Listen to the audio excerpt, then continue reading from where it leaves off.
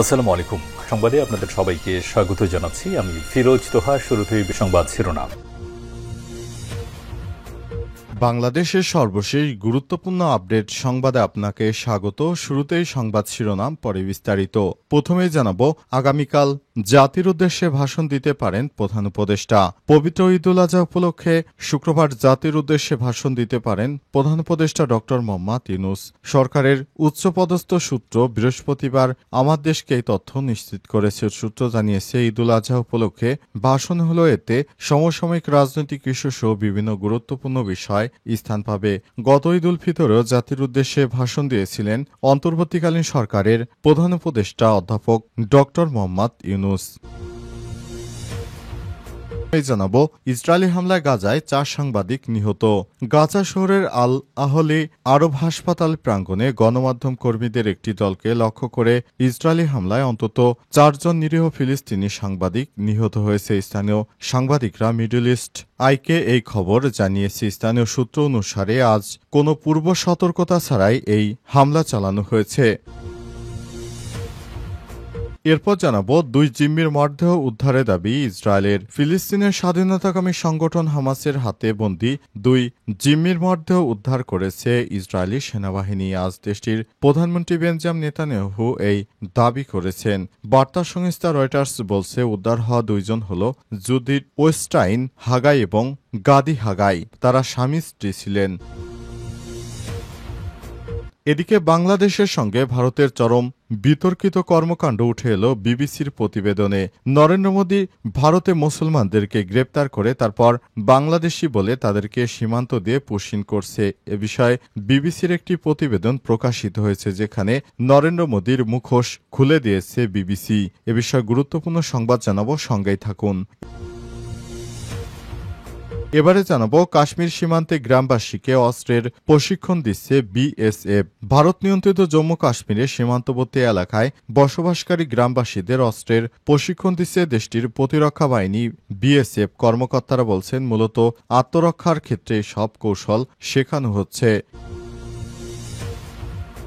আগামীকাল জাতির উদ্দেশ্যে ভাষণ দিতে পারেন প্রধান উপদেষ্টা। পবিত্র ঈদুল আজহা উপলক্ষে শুক্রবার জাতির উদ্দেশ্যে ভাষণ দিতে পারেন প্রধান উপদেষ্টা ড মোহাম্মদ ইউনূস। সরকারের উচ্চপদস্থ সূত্র বৃহস্পতিবার আমার দেশকে এই তথ্য নিশ্চিত করেছে। সূত্র জানিয়েছে, ঈদুল আজহা উপলক্ষে ভাষণ হলো এতে সমসাময়িক রাজনৈতিক ইস্যু সহ বিভিন্ন গুরুত্বপূর্ণ বিষয় স্থান পাবে। গত ঈদ উল ফিতরেও জাতির উদ্দেশ্যে ভাষণ দিয়েছিলেন অন্তর্বর্তীকালীন সরকারের প্রধান উপদেষ্টা অধ্যাপক ড মোহাম্মদ ইউনূস। অন্তর্বর্তীকালীন সরকারের প্রধান উপদেষ্টা অধ্যাপক ড মোহাম্মদ ইউনূস ক্ষমতা গ্রহণের পর বিএনপির পক্ষ থেকে বারবার নির্বাচনের যে সুর তোলা হচ্ছে সেটি কোনোভাবেই কাম্য নয়। এতদিন 17 বছর ধরে আওয়ামী লীগের সরকার ক্ষমতায় থাকলেও তারপরও কিন্তু বিএনপি তখন একটিবারের মতো সরকারকে পতন তো দূরের কথা বা নির্বাচন নিয়ে একটি কথা শুধুমাত্র বলতে পেরেছে। তবে এখন তারা যেভাবে সারা দেশব্যাপী সহিংসতা চালাচ্ছে সেটি কোনোভাবেই কাম্য নয়। কারণ ছাত্র জনতার সম্মিলিত প্রচেষ্টায় প্রফেসর ড মোহাম্মদ ইউনূসকে ক্ষমতায় বসানো হয়েছে। এখন তার উপর আমাদেরকে অবশ্যই ভরসায় রাখতে হবে। কিন্তু অন্তর্বর্তীকালীন সরকার দায়িত্ব গ্রহণের পর বিএনপির কাছ থেকে কোনো সহযোগিতা তো পাচ্ছেই না, বরঞ্চ বিভিন্ন স্থানে আইনশৃঙ্খলা রক্ষাকারী বাহিনীর সদস্যরা তারা যেখানে চাঁদাবাজ বা সন্ত্রাসী কর্মকাণ্ডের জন্য বিভিন্ন ব্যক্তিকে গ্রেপ্তার করছে, দেখা যাচ্ছে তাদের বেশিরভাগই বিএনপি নেতাকর্মী বা বিএনপি রাজনীতির সঙ্গে জড়িত অবস্থায় কোনোভাবেই অন্তর্বর্তীকালীন সরকারের প্রধান উপদেষ্টা প্রফেসর ড মোহাম্মদ ইউনূস একা পরিস্থিতি সামলাতে পারবে না। বিএনপির পক্ষ থেকে সরকারকে কোনোভাবেই সহযোগিতা তো করা হচ্ছে না, বরং আরও বিএনপির পক্ষ থেকে সরকারকে কিভাবে জনগণের কাছে ড ইউনূসের ভাবমূর্তি নষ্ট করা যায় এই বিষয়টি তারা ঢালাওভাবে প্রচার করছে।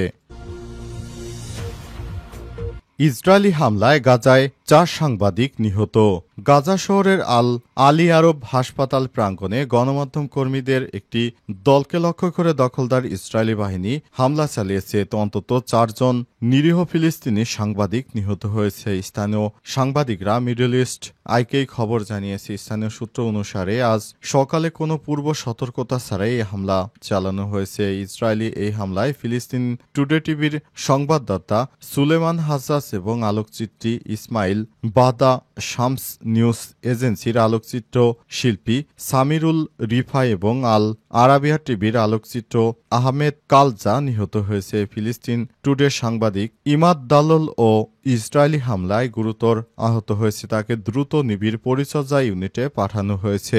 অনলাইন ফুটেজে দেখা যাচ্ছে আল আহলি হাসপাতালের আঙিনায় মৃতদেহ ছড়িয়ে ছিটিয়ে পড়ে আছে। সেখানে ফিলিস্তিনিরা একে অপরকে সাহায্য করার জন্য চেষ্টা করছে। প্রত্যক্ষদর্শী মিডল ইস্ট আইকে জানিয়েছে সাংবাদিকরা এখন ঘটনাস্থলে খবর কভার করছিলেন। তখন ইসরায়েলি যুদ্ধ বিমান হাসপাতালের আঙিনা লক্ষ্য করে হামলা চালায়। হামাস ইসরায়েলের নতুন যুদ্ধ অপরাধের নিন্দা জানিয়েছে, বিবৃতি দিয়েছে। এতে বলা হয়েছে এটি একটি নিয়মতান্ত্রিক ইহুদিবাদী নীতির অংশ যা ফিলিস্তিনি সাংবাদিকদের কণ্ঠস্বর স্তব্ধ করে দিতে, গাজায় দখল বাহিনীর অপরাধ উন্মোচনে বাধা সৃষ্টি করতে এবং আমাদের ফিলিস্তিনি জনগণের বিরুদ্ধে শত্রুর ভয়াবহ অপরাধের ন্যায্য বর্ণনা মুছে ফেলার জন্য লক্ষ্যবস্তু করা হয়েছে। বিবৃতিতে আরও বলা হয়েছে এটি গুরুতর যুদ্ধ অপরাধ কারণ জেনেভা কনভেনশন এবং সমস্ত আন্তর্জাতিক কনভেনশনের অধীনে সাংবাদিকদের হত্যা করার সুযোগ নেই। তদুপরি আন্তর্জাতিক আইনের অধীনে সুরক্ষিত একটি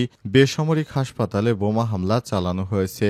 এটি বেঞ্জামিন নেতানিয়াহুর অপরাধী সরকারের ফিলিস্তিনি জনগণের বিরুদ্ধে গণহত্যার অপরাধের পরিধি প্রসারিত করার এবং আন্তর্জাতিক সম্প্রদায় এবং আইনি ও মানবিক ব্যবস্থার প্রতি তার স্পষ্ট অবজ্ঞার প্রতিফলন বলা হয় বিবৃতিতে। সাংবাদিকদের বধ্যভূমি বৃহস্পতিবার সাংবাদিকদের হত্যা ফিলিস্তিনি গণমাধ্যম কর্মীদের উপর ইসরায়েলের ভয়াবহ হামলার সর্বশেষতম ঘটনা। পর্যবেক্ষক গোষ্ঠীগুলো গাজায় ইসরায়েলি আগ্রাসনকে সাংবাদিকদের জন্য ভয়াবহ সংঘাত হিসেবে বর্ণনা করেছে কারণ গত 20 মাসে রেকর্ড সংখ্যক অন্তত 225 জন গণমাধ্যম কর্মী নিহত হয়েছে, যেটি পৃথিবীর কোনো দেশেরই যুদ্ধক্ষেত্রে এত সাংবাদিকদের হত্যা করা হয়নি যতটা ফিলিস্তিনে হত্যা করা হয়েছে।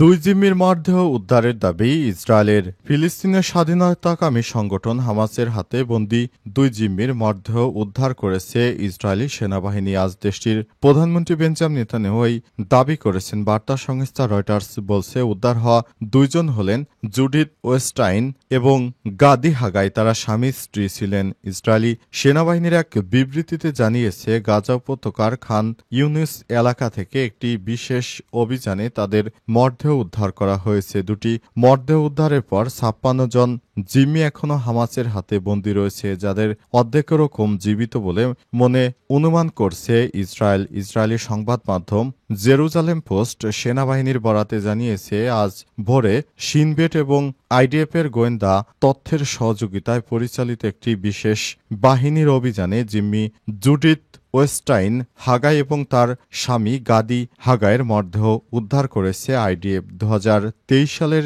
7 অক্টোবর হামাস যোদ্ধারা তাদের হত্যার পর মরদেহ নিয়ে আটকে রাখে। ওই বছর ডিসেম্বরে তাদের মৃত্যুর খবর নিশ্চিত করা হয়েছিল। মরদেহ উদ্ধারের পর ন্যাশনাল সেন্টার অব ফরেনসিক মেডিসিনে তা শনাক্তকরণ করা হয়। পরে ইসরায়েলি পুলিশের সঙ্গে আইডিএফের গোয়েন্দারা জিম্মি এবং নিখোঁজ ব্যক্তিদের পরিবার এবং নিরোজ সম্প্রদায়কে বিষয়টি অবহিত করে। 70 বছর বয়সী ওস্টাইন হাগাই এবং 72 বছর বয়সী হাগাই উভয় আমেরিকান নাগরিক ছিল, আর ওস্টাইন হাগাই কানাডার নাগরিকত্ব পেয়েছিলেন। বাংলাদেশের সঙ্গে ভারতের চরম বিতর্কিত কর্মকাণ্ড উঠে এলো বিবিসির প্রতিবেদনে।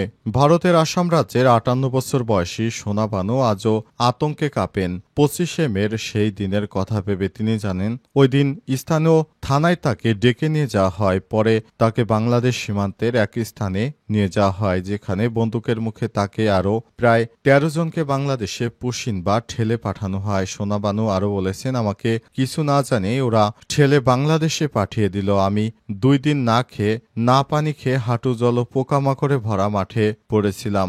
2 দিন পর তাকে একটি পুরনো কারাগারের মতো স্থানে নিয়ে যাওয়া হয়, যা বাংলাদেশে ছিল বলে মনে করেন তিনি। পরবর্তী বাংলাদেশের কর্মকর্তারা তাকে এবং কয়েকজনকে সীমান্ত পার করে ফের ভারতে পাঠায়। সেখান থেকে ভারতীয় কর্মকর্তারা তাকে বাড়ি পৌঁছে দেন। তবে কেন তাকে বাংলাদেশে পাঠানো হলো, কেনই বা ফেরত আনা হলো তা আজও স্পষ্ট নয়। সোনাবানুর ঘটনা মোটেই বিচ্ছিন্ন কিছু নয়। সংবাদ মাধ্যম বিবিসির অনুসন্ধানে উঠে এসেছে অন্তত 6টি ঘটনার কথা, যেখানে আসাম রাজ্যের বাসিন্দাদের বিদেশি ট্রাইব্যুনালে বাংলাদেশি বলে ঘোষণা করে সীমান্ত দিয়ে পুশিং করা হয়েছে বলে পরিবারের সদস্যরা নিশ্চিত করে।